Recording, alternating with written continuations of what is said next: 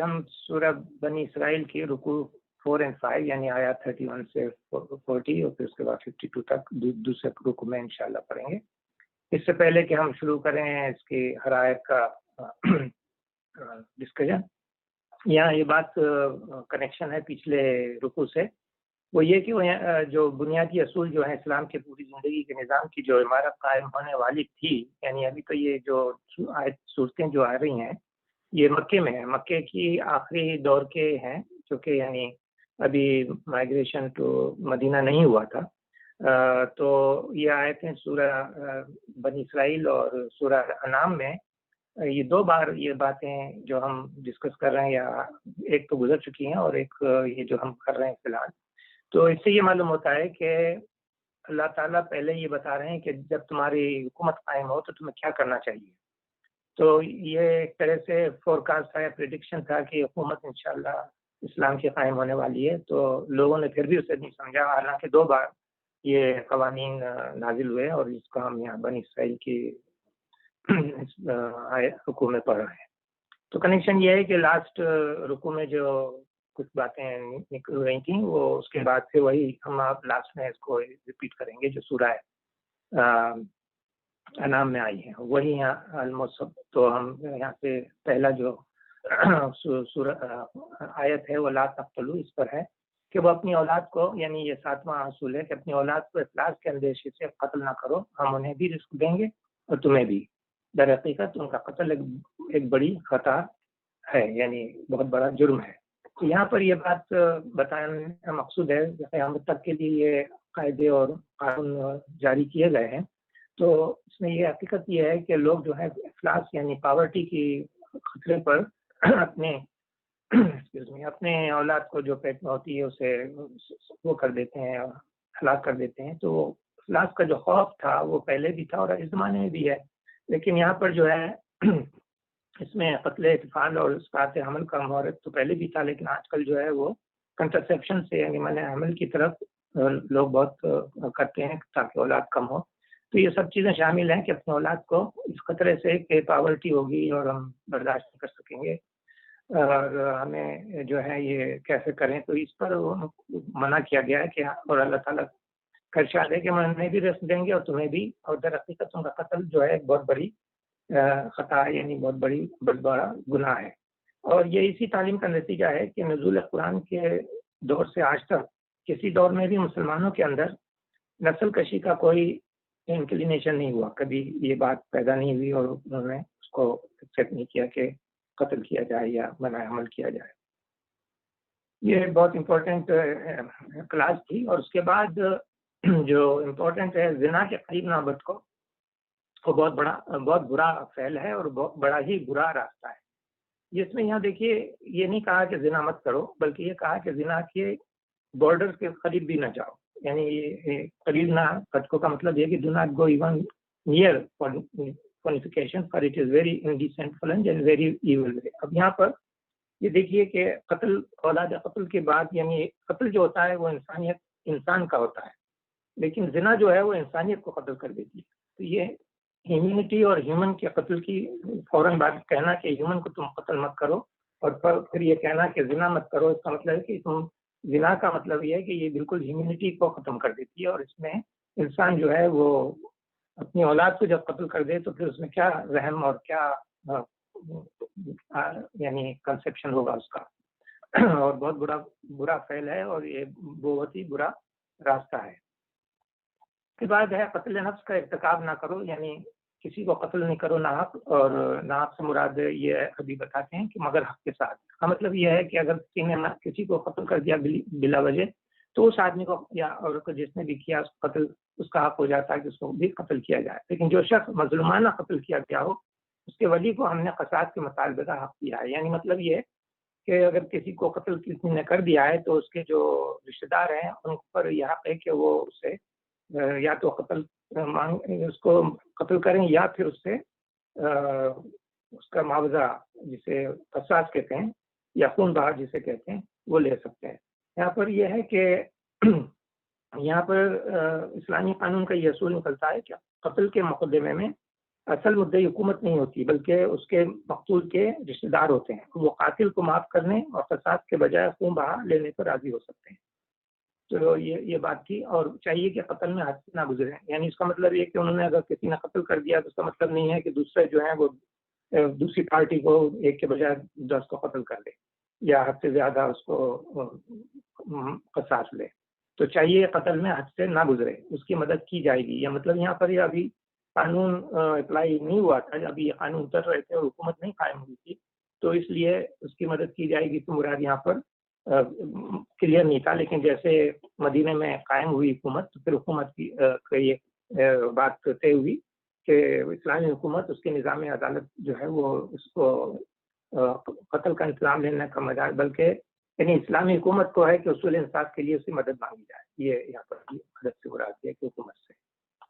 اس کے بعد مال یتیم کے پاس نہ پٹکو, یعنی یہ بھی بہت امپورٹنٹ بات تھی مگر ایسے طریقے سے. یعنی اگر یتیم بچے ہیں تو ان کی جو دولت ہے اس کے ماں باپ نے جو چھوڑی ہے ان کو احسن طریقے سے اچھی طریقے سے رکھو, اور جب وہ اپنے شباب کو پہنچ جائیں تو ان کو دے دو. اور عہد کی پابندی کرو. یہ عہد کی پابندی کرو, بے شک عہد کے بارے میں تم کو جواب دینی ہوگی. یہ بہت امپورٹنٹ نہ صرف آپس میں افراد کے بلکہ حکومتوں کے درمیان بھی جو ایگریمنٹ ہوتا ہے اس کی جو ہے سینکٹیٹی کے لیے کہا گیا ہے کہ اس میں بہت ضروری ہے کہ آپ جو ہے ایگریمنٹ جو ہے ان کی پابندی کریں. پیمانے سے تو پورا بھر کر دو. یعنی وہ کہتے ہیں نا ہم لوگ ڈنڈی مارنا, وہ بالکل نہیں ہونا چاہیے. یعنی جتنا صحیح طریقے سے جتنا پیسہ دیا اس کے بدلے اتنا ہی مال دیا ہے. یہ اچھا طریقہ ہے اور بلحاظ انجام بھی بہتر ہے. یعنی اس سے جو ہے ٹرسٹ پیدا ہوتا ہے, اور جو ٹرسٹ ہوتا ہے اس کی کوئی بدل نہیں. تو یہ صرف یہ نہیں ہے کہ آپ نے وزان کم یا ڈنڈی مار دیا, ایسا نہیں, بلکہ اس سے جو ہے معاشی لین دین میں ہر قسم کی بےایمانی اور حق تلفیوں کا روک ہوتا ہے. حکومت کے فضائل میں یہ اس میں حکومت میں بھی اس کو چاہیے کہ یہ رائج کرے. اور اس کے بعد یہ نہ صرف دنیا میں بلکہ آخرت میں بھی اس کا انجام بہتر ہوگا. یہاں پر ہے ولا تقف, یعنی کسی ایسی چیز کے پیچھے نہ لگو جس کا تمہیں علم نہ ہو. یقیناً آنکھ, کان اور دل سبھی کی پاس بات درست ہوگی. یہاں پر یہ مراد یہ ہے کہ کسی کو بغیر کسی کیا نام ہے پروف کے خامخواہ پکڑ کر اس کو جیل میں نہ دیا جائے, مار پیٹ نہ کی جائے. اور یہ بالکل ناجائز ہے کہ کسی گمان پر یعنی شک ہے کہ بھائی اس نے کیا ہوگا اس کو پکڑ کر کے یعنی سزا دی جائے. اسی طرح سے قوموں کے ساتھ بھی یہی ہونا چاہیے. یعنی کہ اس نے اگر یہ افواہ پھیل گئی کہ وہ حملہ کرنے والا ہے تو اس سے پہلے ہم ہی حملہ کر دیں. اس قسم کی حرکتیں یعنی جس کا علم نہ ہو اس پر ایک دوسرے سے لڑنے کے لیے اس میں حالت خیال کرنا چاہیے کہ ایسا نہ ہو کہ ہم زیادتی کر رہے ہیں. تو یہ چیزیں سب سے بڑھ کر یہ کہ عقائد میں جو ہوتی ہے اس میں بھی بغیر ان کے لوگ جو ہیں بلیو کرنے لگتے ہیں, مختلف چیزیں ان کے عقیدے میں آ جاتی ہیں. تو اس کو بھی بڑا خیال رکھنا پڑتا ہے کہ قرآن اور حدیث کے خلاف تو نہیں جا رہے ہیں. تو یہ بہت امپورٹنٹ ہے کہ علم کے بغیر جو ہے آنکھ, کان اور دل سے مراد یہاں پر سمجھ سوچ کر کے اولو الالباب سے اپیل کی گئی ہے کہ صحیح طریقے سے عقیدے کو رکھیں, اور جس کا علم نہیں اس کے پیچھے مت پڑیں. زمین نہ کر نہ چلو, تم نہ زمین کو پھاڑ سکتے ہو نہ پہاڑوں کی بلندی کو پہنچ سکتے ہو. یہاں پر مطلب یہ ہے کہ جب کوئی گناہ بن جاتا ہے تو ایسے نہ ہو کہ وہ اپنا یعنی پراؤڈ ہو کر کے جس کو دل چاہ یعنی اس پر حکومت چلائے. اس کی چال چلن میں, لباس میں اور اس کے مکان میں, رہنے سہنے میں جو ہے ایک درویشی نظر آنی چاہیے. یعنی ڈاؤن ٹو ارتھ کہتے ہیں نا ہم لوگ, یہ ڈاؤن ٹو ارتھ پرسن. تو اس طرح رہنا چاہیے کہ لوگ یہ نہ سمجھیں کہ اس کو بہت پراؤڈ فخر کر رہا ہے اور اتراتا پھرتا ہے. اسی طرح جب یاد ہوگا کہ فاتح کی حیثیت سے جب ہمارے فاتحین کسی شہر میں جاتے تھے تو وہ اکڑ کر یا رعب ڈال کر نہیں جاتے تھے, بلکہ معلوم بھی نہیں ہوتا تھا کہ یہ امیر المومنین ہیں یا ان کا نوکر, جیسا کہ آپ کو معلوم ہے کہ فلسطین میں جب گئے تھے. یعنی ان میں سے اچھا یہ چیز ہے زمین میں کر نہ چلو, نہ تم زمین کو پا سکتے ہو نہ پہاڑوں کی بلندی کو پہنچ سکتے ہو. یہ انسان کی ایک لمٹ کو بتا کر کہ تمہاری حیثیت کیا ہے, اس کی حیثیت کے حساب سے تم اللہ کے سامنے ذمہ دار ہو. پھر ان امور میں سے ہر ایک کا برا پہلو تیرے رب کے نزدیک ناپسندیدہ ہے. یعنی جو کہا گیا اب تک اگر اس پر عمل نہ کیا گیا تو اللہ کو ناپسند ہوگا. ان ادر ورڈ جس حکم کی بھی نافرمانی کی جائے گی وہ پسندیدہ ہوا۔ پھر اس کے بعد آتا ہے کہ یہ وہ حکمت کی باتیں ہیں جو تیرے رب نے تجھ پر وحی کی ہے، اور دیکھ اللہ کے ساتھ کوئی دوسرا معبود نہ بنا بیٹھ، ورنہ تو جہنم میں ڈال دیا جائے گا ملامت زدہ اور ہر بلائی سے محروم ہو کر۔ یہ بظاہر تو خطاب جو ہے نبی صلی اللہ علیہ وسلم سے ہے، مگر ایسے موقع پر اللہ تعالیٰ اپنے نبی کو خطاب کر کے مخاطب جو ہے ہر انسان ہوا کرتا ہے، تاکہ وہ یہ سمجھ جائیں کہ یہ اس میں کیا حکمت ہے۔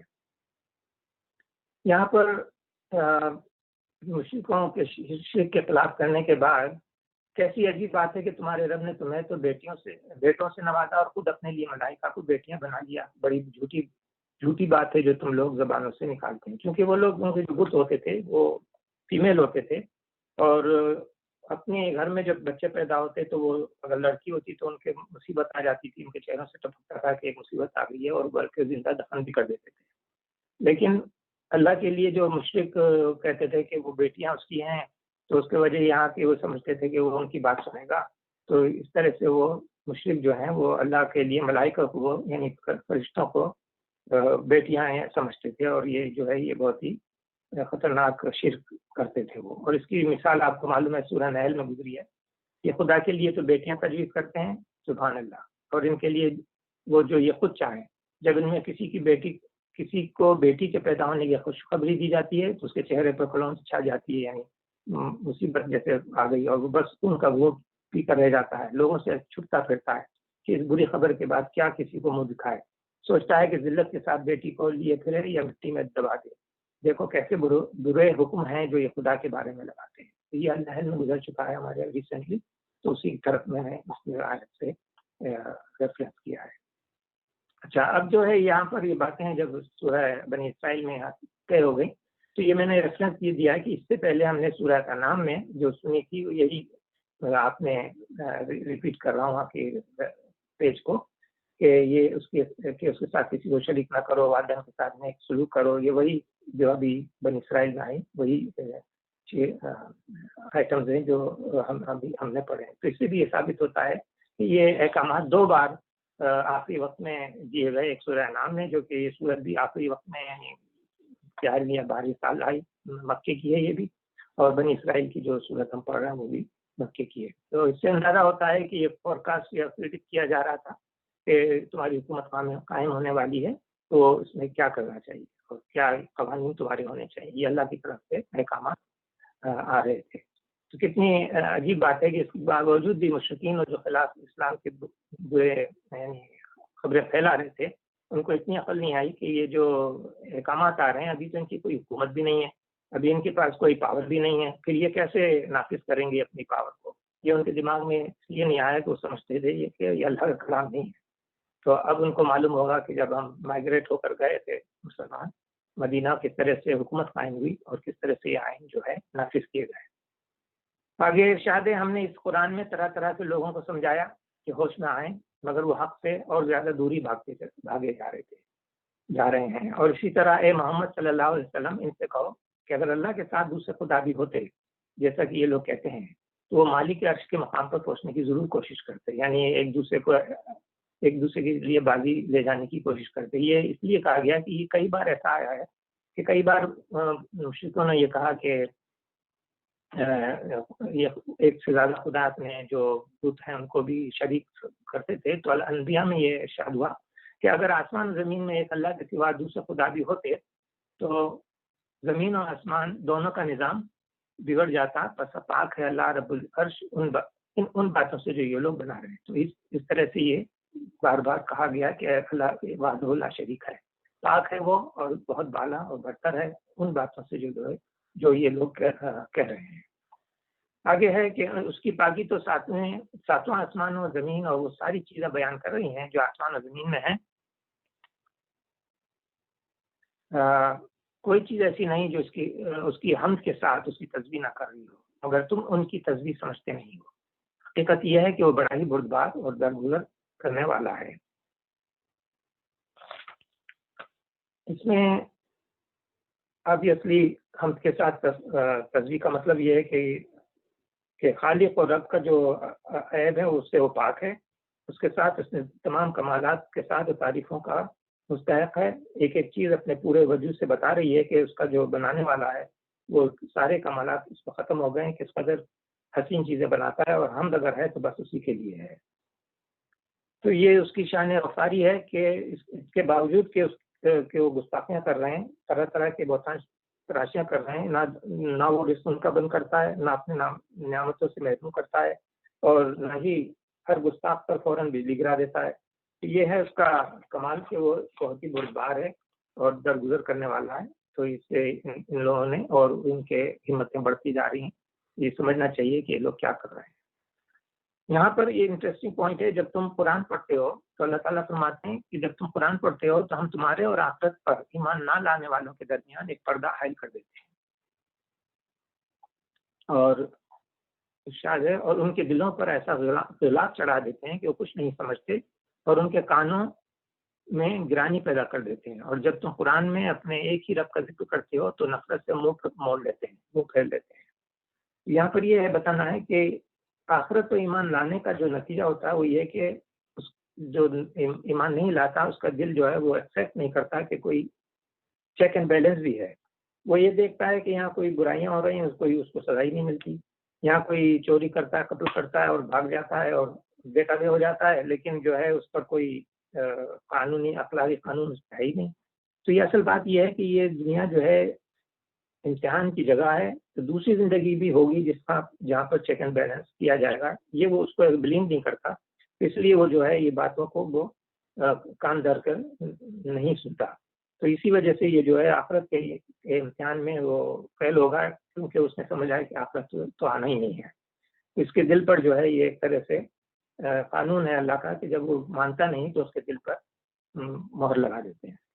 اور اسی طرح اس کی طرف اشارہ بھی ہے کہ حامیم سجدہ میں ایک آیت آئی ہے، کہتے ہیں جس چیز کی طرف تو ہمیں بلا رہا ہے اس کے لیے ہمارے دلوں پر غلاف چڑھے ہوئے ہیں. یہ خود وہ کہہ رہے ہیں، اور ہمارے کان بہرے ہو گئے، اور ہمارے اور تیرے درمیان ایک حجاب حائل ہو گیا ہے، یعنی کرٹن آ گیا. تو اپنا کام کر، ہم اپنا کام کی جائیں گے. یہ مشرک کہہ رہے تھے. تو اللہ تعالیٰ نے وہی بات ان کی دہرا دی کہ ٹھیک ہے، ان دلوں پر غلاف چڑھ دیا، مہر لگ گئی، کچھ نہیں سمجھتے. ان کے کانوں میں گرانی پیدا کر دی، یعنی ان کے کان یہ غور نہیں کرتے کہ کیا بات کہی جا رہی ہے. اور جب تم قرآن میں اپنے ایک رب کا ذکر کرتے ہو تو نفرت سے منہ موڑ لیتے ہیں. کیونکہ وہ کہتے ہیں کہ تم تو ایک ہی اللہ کی بات کر رہے ہو، ہمارے یہ جو بت ہیں یہ کہاں ہے، ان کا کہاں ہے اس سچ میں. اس قسم کی وہ جو ہے باتیں کرتے تھے. ہمیں معلوم ہے کہ جب وہ کان لگا کر تمہاری بات سنتے ہیں تو دراصل کیا سنتے ہیں، اور جب بیٹھ کر باہم سرگوشیاں کرتے ہیں تو کیا کہتے ہیں. یہ ظالم آپس میں کہتے ہیں کہ یہ تو ایک قہر زدہ آدمی ہے جس کے پیچھے تم لوگ جا رہے ہو. تو یعنی یہ خود بھی اپنے اس پر جو وہ کہتے ہیں کہ یہ ان کو جادو ہو گیا ہے یا مجنون ہو گیا، نعوذ باللہ، یہ باتیں کرتے ہیں. تو یہ آپس میں یہ باتیں کرتے ہیں، اور جب کوئی آپس میں ایک آدمی کی طرف قرآن کی طرف جانے لگتا ہے تو کہتے ہیں یہاں یہ بات یہ غلط ہے، یہ سب جو ہے تم جو ہے کسی کوئی پڑھا رہا ہے ان کو، اور یہ ہم کو بتاتا ہے کہ اللہ آسمان سے اتر رہا ہے. اس قسم کی باتیں کر کے وہ جو سننے والے تھے ان کو بھی بھگا دیتے ہیں. تو اس لیے اللہ تعالیٰ کہہ رہے ہیں کہ ہم معلوم ہے یہ کیا بات کر رہے ہیں اور کس طرح سے یہ لوگوں کو ہٹا رہے ہیں.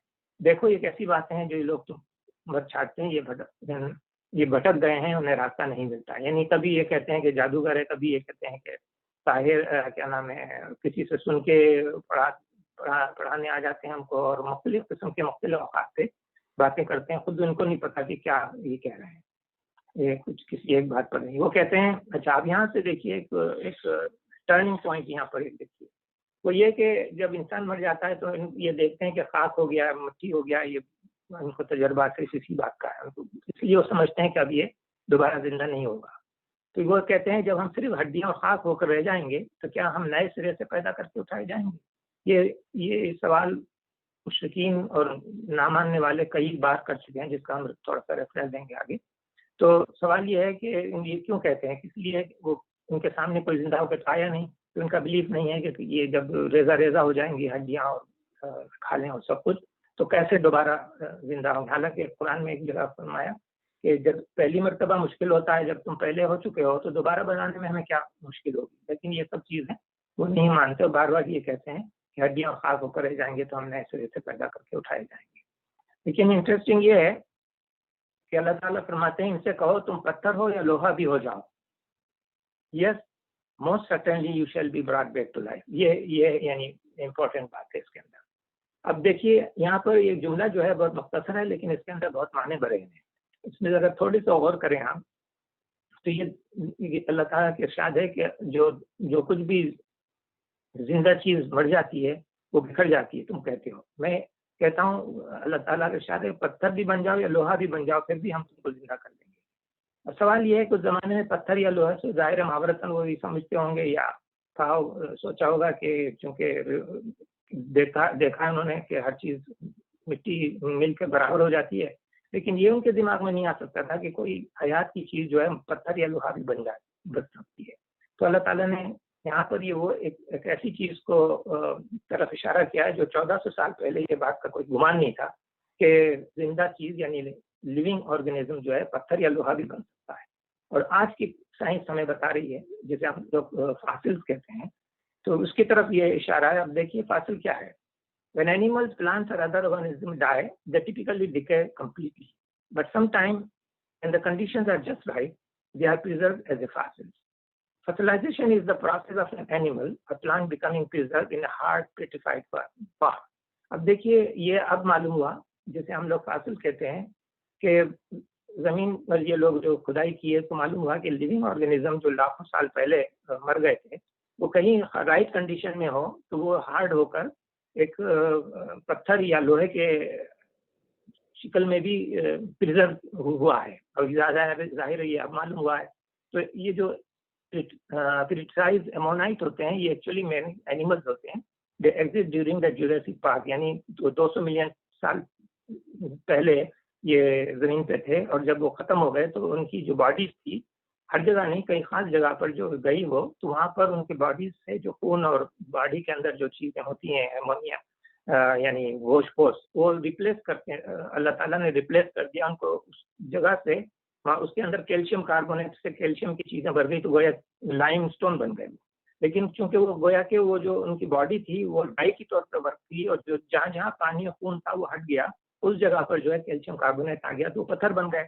لیکن ایک چیز اور بھی ہوئی, کہیں کہیں جو رائٹ کنڈیشن ہوتی ہے وہاں پر پائرائٹ جسے کہتے ہیں آئرن ڈائی سلفائڈ یعنی آئرن کا ایک کمپاؤنڈ ہوتا ہے, وہ کمپاؤنڈ جو ہے اس کی جگہ لے لیتا ہے جہاں پر باڈی کے پارٹس ہیں یعنی خون پانی جو کچھ بھی ہے وہ ہٹ کر کے وہاں پر آئرن پائریٹ بن جاتا ہے. تو یہ پائریٹ جو ہے وہ ایک طرح سے وہ لوہے کی طرح بن جاتا ہے.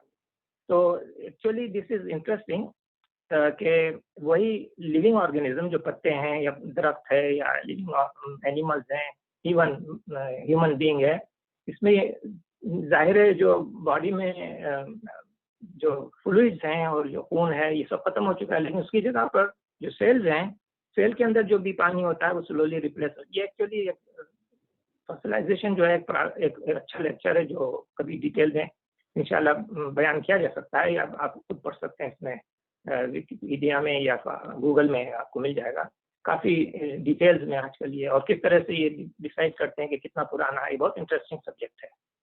لیکن صرف میں یہ بتانا چاہ رہا ہوں کہ اللہ تعالیٰ جب اس زمانے میں کہا کہ تم پتھر بن جاؤ یا لوہا پھر بھی ہم تم کو زندہ کریں گے, لیکن آج ہم اس آیت کو سمجھنے میں زیادہ قریب اس لیے آ گئے کہ ہم کو خود یہ حقیقتیں سامنے آ گئی کہ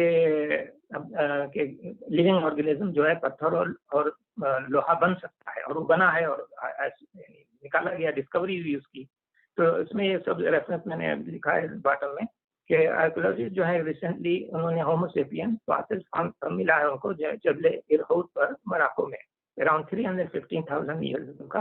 تو اس سے یہ ظاہر ہوتا ہے کہ یہ جو اللہ تعالیٰ کہہ رہے ہیں ان سے کہو تم پتھر ہو یا لوہا بھی ہو جاؤ ہم تم کو زندہ کر دیں گے. تو یہ حقیقت جو ہے فاسلائزیشن سے اس وقت زمانے میں نہیں آ سکتی تھی لیکن اور زیادہ بہتر طریقے سے. حالانکہ اس جملے میں یہ بات نہ صرف محاورتاً ہے بلکہ یہ حقیقت بھی ہے. تو یہ اس سے بھی قرآن کی ایک حقانیت دیکھیے لگتی ہے کہ یہ جو بات تم کو ایک ون ڈائمینشن میں آ جاتی ہے سمجھ میں, وہ عام آدمی ہوتا ہے 1400 سال پہلے وہ یہی سمجھے گا کہ جو کہا گیا ہے کہ تم پتھر بن جاؤ یا لوہا بن جاؤ تو تمہیں زندہ کر سکتے ہیں. یہ ٹاپک ہے, دیٹس ویری گڈ. لیکن جب یہ اب 1400 سال کے بعد یہ بات سامنے آئی کہ فاسلز ملے اور فاسلز میں اینیمل پلانٹ کے آرگنزم کو کس طرح سے اللہ تعالیٰ نے پرزرو کیا ہے, یہ ڈسکوری جب سامنے آئی تو یہ اس آیت کو سامنے رکھتے ہوئے آپ سوچئے کہ اس نالج کے سامنے یہ کس قدر حقیقت سے پر ہے یہ بات کہ چاہے لیونگ آرگینزم پتھر ہو جائے یا لوہا ہو جائے لیکن ہم تم کو زندہ کر دیں گے. اور یہ فاسلائزیشن کا یہ کنسیپٹ چونکہ عام آدمی کو اس وقت سمجھ میں نہیں آ سکتا تھا تو وہی کافی تھی جو بات سمجھی گئی. لیکن اس کے پروف میں ایک طرح سے اللہ تعالیٰ نے جو قرآن کی آیت ہے نا کہ ہم ان کے انفس میں اور کائنات میں بتائیں گے, تو کائنات سے مراد زمین میں ہو یا آسمانوں میں جو بھی اس چیز کھل کے سامنے آ رہی ہے, تو یہ آیات جو ہیں اور بھی سپورٹ کر رہی ہیں کہ یہ حقیقت ہے, اس کے اندر کوئی ایسی یعنی محاورت کہہ کر ہٹا دیا نہیں دیا ہے. تو یہ this is a very strong and very interesting subject. کبھی انشاءاللہ اس ٹاپک پہ اور ہم ڈیٹیل سے بات کر سکتے ہیں کہ کس طرح سے یہ معلوم کرتے ہیں کہ ہڈی کبھی ملتی ہے کبھی ہڈی نہیں ملتی, بلکہ ایک پتھر جیسی چیز بالکل ایسا لگتا ہے کہ وہ آرگینزم جو ہے وہ شکل سے معلوم ہوتا ہے کہ لیونگ آرگینزم تھا. اسی طرح آپ یوں سمجھ لیجئے کہ کوئی اگر انسان دفن ہو جائے اور رائٹ کنڈیشن میں ہو تو وہ آئسولیٹ ہو ملینز ایئرس کے بعد, لیکن وہ بجائے ہیومن بینگ کے وہ لگتا ہے جیسے پتھر ہو گیا ہے یا لوہا ہے. تو دس از یعنی really very interesting subject to understand کہ کس طرح سے ہوتا ہے, لیکن میں نے یہاں ایک پیج میں آپ کو سمری بتا دی ہے. تو یہ اب جو ریسنٹلی فاصل ملا ہیومن سیپین کا اس کو ایک مثال ہے. بہرحال اللہ تعالیٰ فرماتے ہیں اس سے زیادہ سخت یعنی کوئی پتھر بن جائے یا لوہا بن جائے یا کوئی اس سے بھی زیادہ سخت کوئی چیز جو تمہارے ذہن میں قبول حیات سے بعید تر ہو, پھر بھی تم اٹھ کر کھڑے رہو گے. وہ ضرور پوچھیں گے, وہ یعنی کافر پوچھیں گے کون ہے وہ جو ہمیں پھر زندگی کی طرف پلٹا کر لائے گا. جواب میں کہو وہی جس نے پہلی بار تم کو پیدا کیا. وہ سر ہلا کر پوچھیں گے اچھا تو یہ ہوگا کب؟ تم کہو کہ کیا جب وہ وقت قریبی آ رہا ہو. یعنی ظاہر ہے وہ اتنے نادان ہیں کہ وہ سمجھتے ہیں کہ کوئی میاں بعد میں آئے گی, کوئی بعید نہیں کہ وہ قریبی ہو. اس کی وجہ یہ ہے کہ یہ جو آیتیں میں آپ کو ریفرنس کے طور پہ دے رہا ہوں اس میں دیکھیے ان کے ذہن میں تو یہی آتا تھا کہ بونز اور کرمبل پارٹیکل بن جائیں گے, ریزہ ہو جائیں گے تو ہم کو کیسے زندہ کیا جائے گا. ڈسٹ اینڈ بون جو ہو جائیں گے اس کو کیسا کیا جائے گا. ڈسٹ اینڈ بون بار بار ان کو یہ سوال کرتے تھے کہ bones while they are disintegrated ہو جائیں تو ان کو کیسے زندہ کیا جائے گا.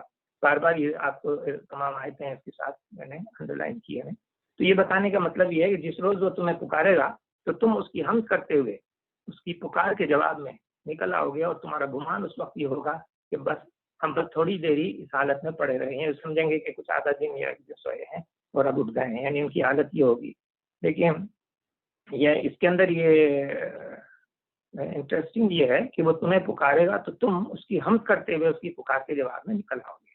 اب سوال یہ پیدا ہوتا ہے کہ مسلمان تو ظاہر ہے زندگی میں اللہ کی عبادت کرتا تھا, وہ حمد کرتے ہوئے اٹھے تو بات بنتی ہے, لیکن کافر تو حمد نہیں کرتے تھے, نہ نماز پڑھتے تھے, نہ اس کی درگاہ میں آتے تھے, تو وہ کیسے حمد کریں گے؟ اس کی وجہ یہ بتائی جاتی ہے کہ چونکہ اللہ تعالیٰ نے ازل میں ہر شخص کے ساتھ یہ وعدہ لیا تھا اور ان کے اندر ایک یعنی نفس میں ان کی یہ بات ڈال دی تھی کہ وہ واحد اللہ کو ہی ایکسپٹ کرتے ہیں. تو اس کی وجہ یہ ہے کہ یہاں ایک آیت ہے جس میں شمس کی کہ پھر اس کی بدی اور اس کی پرہیزگاری اس میں اعلان کر دی گئی تھی. یقیناً فلاح پا گیا وہ جس نے نفس کا تزکیہ کیا اور نامراد ہوا اور جس نے اس کو دبا دیا. تو یہ ان کے اندر جو وصیت کیا گیا یعنی گیون الہام تھا جسے وہ اس کے اندر کا ضمیر اللہ کو ایک مانتا تھا, اس نے اسے دبا دیا. تو یہ قد خاب من دساہا یعنی اس نے اس لیے نامراد ہوا کہ اس نے اس کو جب کبھی اللہ کو ماننے کی باتیں سامنے آتی تھی تو اس کو وہ ریجیکٹ کر دیتا تھا اور نہ مانتا تھا. لیکن جب وہ قیامت میں اٹھے گا تو اس کو جو اندر کی جو دیوی وحدانیت ہے وہ نکل آئے گی اور اس کی وجہ سے وہ اللہ کی حمد کرتے ہوئے اٹھے گا. یہ یہاں پر اس کا انٹرپریٹیشن کیا گیا ہے جو سمجھ میں آتا ہے کہ یہ میک سینس. تو یہ تھی وہ بات جو ہم آج 2 رکوع میں ہم نے پائی. صدق اللہ. اگر کسی کو سوال ہے تو ہم لوگ کمنٹ کرتے ہیں انشاءاللہ. آپ کو گلیٹ سے آپ نے ریمائنڈ کرایا, میں بھول ہی گیا تھا. یہ بہت ہی امپورٹنٹ ٹاپک ہے. اس کو یوں سمجھ سکتے ہیں آپ کہ زنا کے قریب نے جاؤ سے اس 2 طرح سے 2 ڈائمینشن میں. پہلے یہ ہے کہ مثال کے طور پر فرض کر لیجئے کہ ایک بورڈر ہے. اس بورڈر کا مطلب یہ ہے کہ اگر بچہ کھیل رہا ہے تو کھڈا ہے ادھر, وہ گر جائے گا. تو اس کو آپ کہیں گے بھائی کھیلو مگر یہ دائرے کے اندر یہاں رہ کے کھیلو, ادھر قریب جاؤ گے تو گر جاؤ گے. ایک تو یہ دوسرا یہ ہے کہ اس کے اندر جو زنا کے جو کہنا چاہیے بہت سے ذرائع ہیں، جس کو مینز ہیں، یعنی ایسی چیزیں ہیں جس کی طرف انسان زنا کی طرف جانے لگتا ہے. مثال کے طور پر ایسی باتیں کرنا یا ایسی تصویریں اور موویز دیکھنا یا کوئی ایسے رسالے پڑھنا یا جس کے سے جو ایموشنز ہیں سیکشول ایموشنز کو ابھارتے ہیں، تو وہ بھی ایک طرح سے آپ دیکھیں گے کہ زنا کی طرف لے جاتے ہیں. یعنی مجھے ایک بات یاد آئی، ایک صاحب نے کہا تھا کہ کسی دوسرے صاحب کو کہ فلانی جگہ آؤ یار، تم کو ہم ایک مووی دکھاتے ہیں. وہ پاکستان میں مووی کوئی گھروں میں دیکھ رہے تھے، تو صاحب نے کہا کہ بھائی وہ کیا مووی ہے؟ انہوں نے کہا کہ اس میں ایسے ایسے ایکٹ ہیں. تو انہوں نے کہا بھائی میں کیا کروں گا، میں تو شادی شدہ نہیں ہوں، اور میں وہ مووی دیکھ کر کے میں اگر شادی شدہ ہوتا تو بیوی کے پاس جاتا، میں ایسا کیا کروں گا. تو When all of us will stand before you, Ya Allah, we hope and pray that that day you'll be pleased with all of us. Ameen. Ameen. Ya Allah, give us the tawfiq so that we benefit from this halaqah and we get a broader understanding. And we also get to understand the deeper meaning of each of these ayah that we are reading. Give us the tawfiq, Allah, Ya Rabbal Alameen. Ameen. Ya Allah, without your help, we'll be doomed. Ya Allah. ربنا فاغفر لنا ذنوبنا وقنا عذاب النار وعذاب السعير وعذاب الجحيم وقنا من كل شر واكشف عنا هذا العذاب هذا البلاء يا رب العالمين. سبحانك ربنا رب العزة عما يصفون والسلام على المرسلين وآخر دعوانا أن الحمد لله رب العالمين. السلام علیکم. وعلیکم السلام. السلام علیکم. اوکے. ہاں بھائی، اشراق کا ٹائم ہو گیا، پڑھ سکتے ہیں. Thank you, Mr. thank you. Shukran. You're very welcome. Is it time for Nisar prayer? time? Yes. Yes, time is up. Yes. Okay. Subhanallah. Okay. السلام علیکم ورحمۃ اللہ وبرکاتہ. Walaikum assalam. وعلیکم السلام. اللہ حافظ. Allah.